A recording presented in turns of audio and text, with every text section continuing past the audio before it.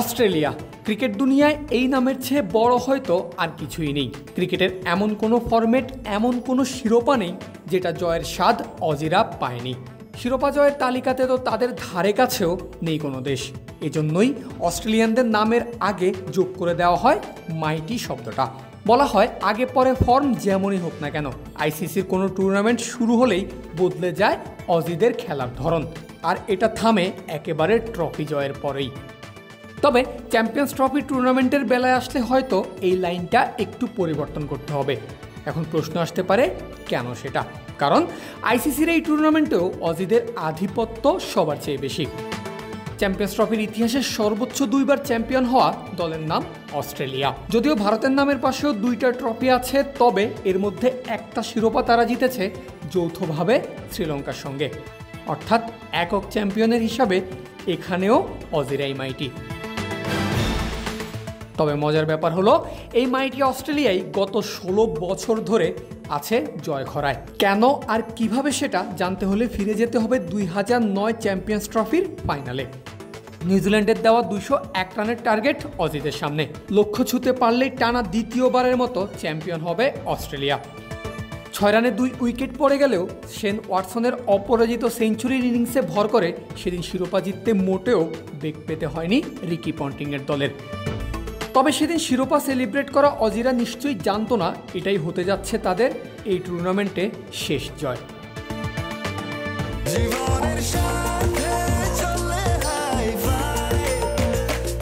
স্বাস্থ্যকর all time honeycomb, সব সময় অল টাইম হেলদি লাইফ।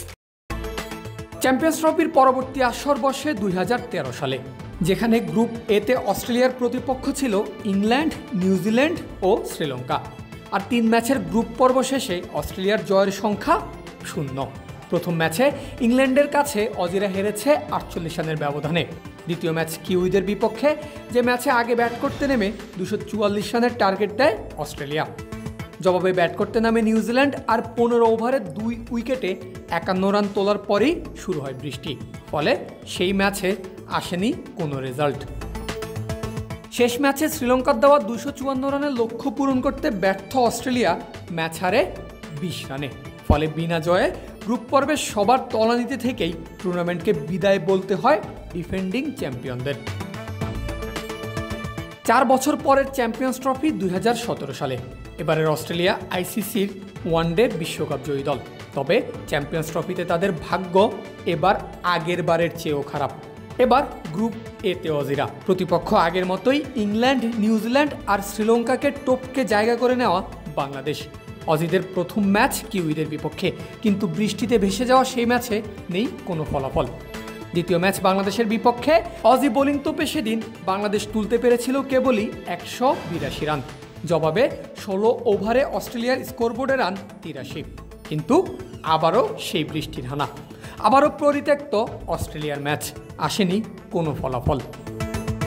শেষ ম্যাচ ইংল্যান্ডের বিপক্ষে, এবারও বৃষ্টি, আর এবারও সেই আইন গেছে অজিদের বিপক্ষেই।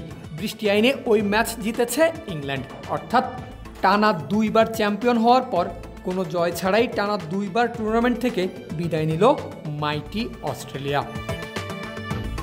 8 বছর পর আবারও বসতে যাচ্ছে চ্যাম্পিয়ন্স ট্রফির নতুন আসর। এবার অজিরা আছে গ্রুপ বিতে, যেখানে তাদের প্রতিপক্ষ দক্ষিণ আফ্রিকা, ইংল্যান্ড ও আফগানিস্তান। এবারও ওয়ানডে বিশ্ব চ্যাম্পিয়ন হিসাবে পাকিস্তানে পা রাখছে তারা। অস্ট্রেলিয়া দলের মিশন শুরু হবে 22 ফেব্রুয়ারি ইংল্যান্ডের বিপক্ষে ম্যাচ দিয়ে। এখন দেখার বিষয়, অবশেষে 16 বছরের জয়ের অপেক্ষা পুরায় নাকি ইনজুরিতে জর্জরিত অজিদের জন্য অপেক্ষা করছে আরও একটা আক্ষেপের আসর। পারভেজ আল হাসান, ক্রিক ফ্রেন্জি।